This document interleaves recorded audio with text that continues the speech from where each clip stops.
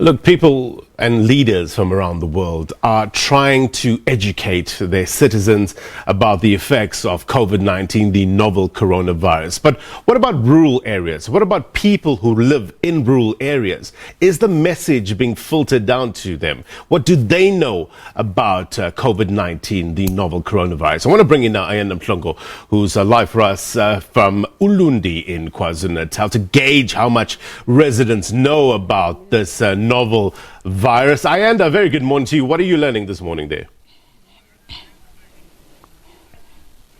Yeah, very good morning to you, Blaine, and good morning to our viewers. We're coming to you from a village about 20 minutes outside of the town of Ulundi, and this village is called Basumlilo. It's a very, very deep rural village, Blaine, and in terms of delivery of service delivery, I mean, let's first start there. Since 1994, people in this area will tell you that there has been absolutely no delivery. They're still without water, they're still without electricity, they're still without many of the essential and services that we see in the more urban areas. And so, Blaine, when you speak about and coming as we're making our way here into the village and stopping and just asking people, what do you know about coronavirus? For many of them telling us, what is that?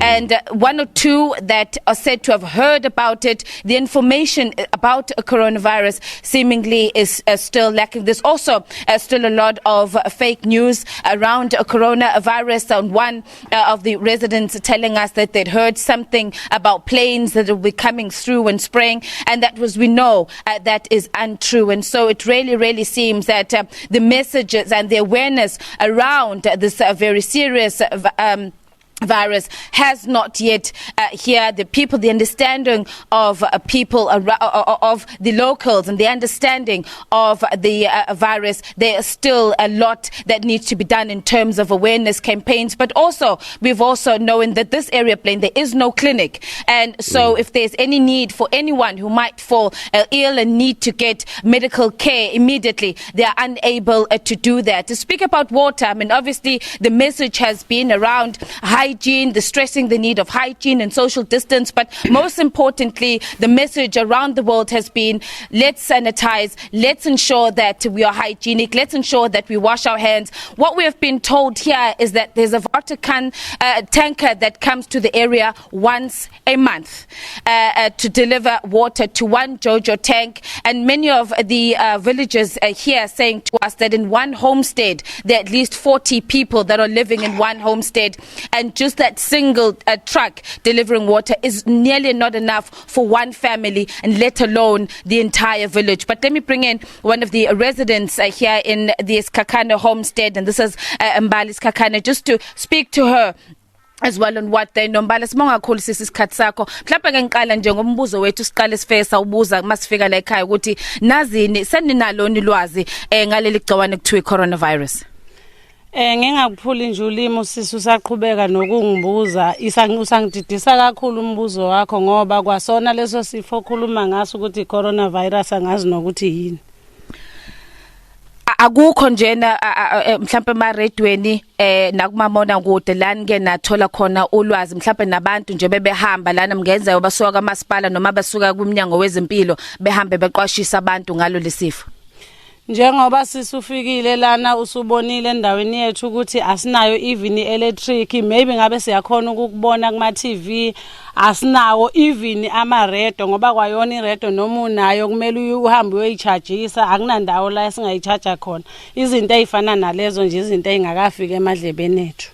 Sesibanga ngitshela ukuthi ke sasinazisa ngaso thina ukuthi okubalekile ngalesifo ukuthi kufanele abantu bahlezi behlanzekile. Sitshela ukuthi kufanele abantu bewasha izandla njalo behlezi begezile njalo nje kube khona ukwasha izandla. Sike sezokuthiwa nenkinga la yamanzi. Nongathiwa noma bangafika ke bezonazisa noma bebafundise abantu bomphakathi ngakho ukwasha izandla, kodwa kubonaka sengathi nalokho kube izelezo ngoba kwamanzi anawo.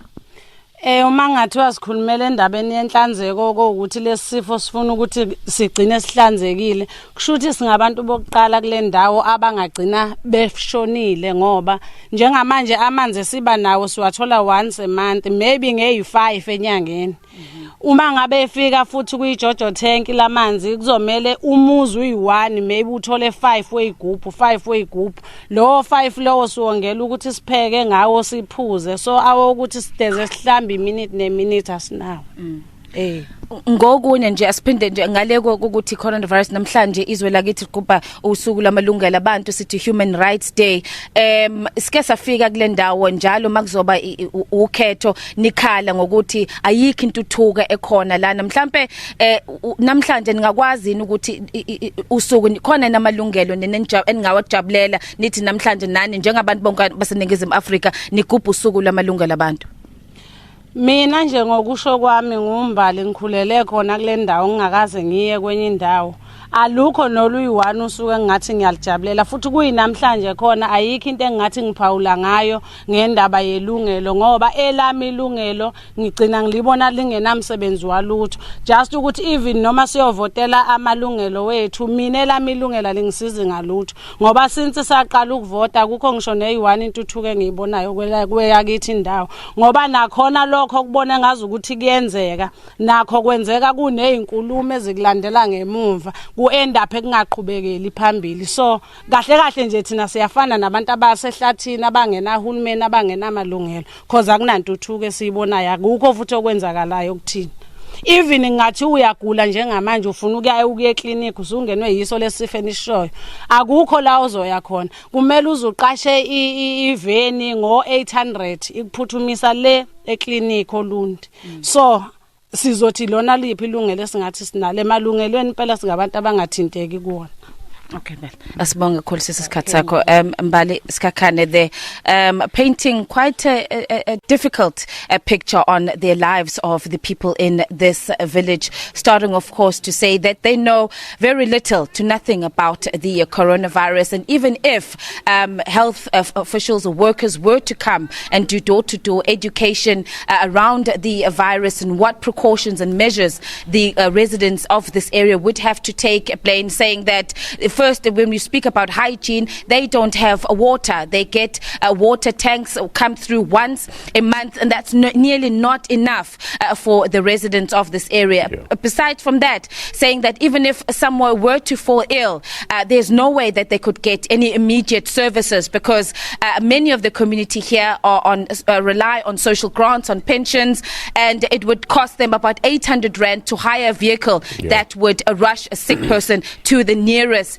a medical facility, which is in the town of Ulundi. And of course, plain as well, more importantly, today is Human Rights Day. Yeah. And Mbali telling us that this day means absolutely nothing to her. Since she was born in this area, she has not enjoyed what many other rights that many other people across South Africa would have enjoyed. And so today, this day means very little to her and her family and most likely the rest of this community. While we're also in this homestead, Blaine, we have been told that many of the children here have been forced over the years to drop out of school because the schools are simply too far away. And the children have to walk over 2 hours to get to school. And on days when it's cold and on days when it rains, there's also a small stream which they're unable to cross, and so many of them along the way dropping out of school. And so really, really difficult situation that the community here is talking about, Blaine, and saying each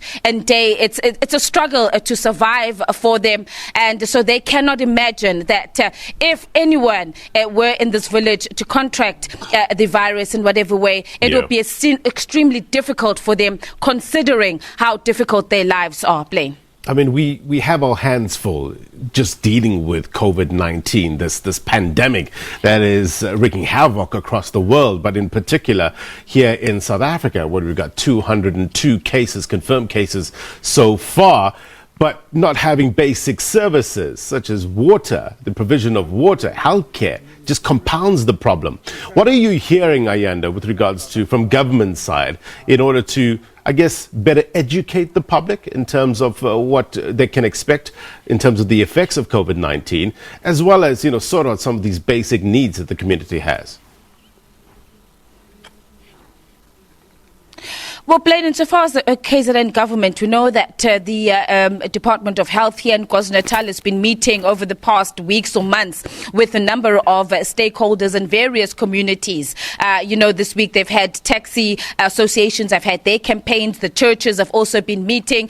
Business has also been meeting. There's also been meetings with the traditional leaders, which it comes very importantly, particularly for areas like this that are still under the leadership of Amakosi and the traditional and the headsmen, and so it's going to be a lot of reliant on the Amakosi and the traditional leaders, the traditional leaders in such areas to spread the message around coronavirus and of course the precautionary measures that communities must take. But I think as much as the message might be spread plain and the education, they might go out and educate communities around coronavirus, but this is the challenge, that hygiene is very, very important, that people need to practice good hygiene, and so the delivery of water and basic services becomes very, very important and critical for communities like this Plain. And so much as the traditional leaders may come out and go door to door and educate people, I think they're going to be confronted with these questions. You are informing us about coronavirus, but in this instance we don't have water. How then are we going to protect ourselves? I'm just going to quickly play and show you, and I don't know if our viewers will be able to see, move out of shot from where we are, and further away in the distance, and I don't even know if my colleague Tulani can even reach, but the river which this local community goes and fetches water is somewhat about 15 kilometers or so through thick brush.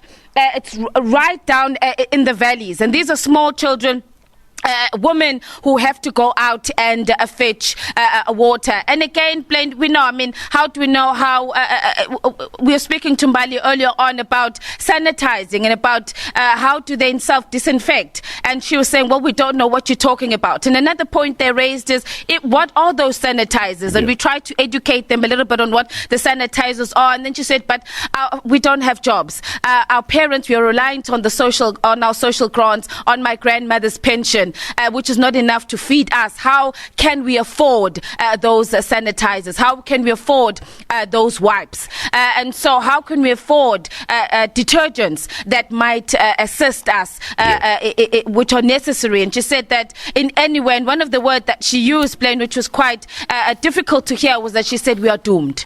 If the virus does affect anyone in this village, she said, well, then we need to prepare to die. But certainly, Blaine, to get back to your question, there has been a lot in terms of government that have been going out and meeting with various stakeholders, but I think the challenges is going to come that areas like this, are they going to be able to provide them with water immediately? And it doesn't seem like they will be able to do that. Yeah, important questions, Ayanda, you're raising. It needs urgent answers. Ayanda Mhlongo, live for us in KwaZulu-Natal. We thank you very much indeed.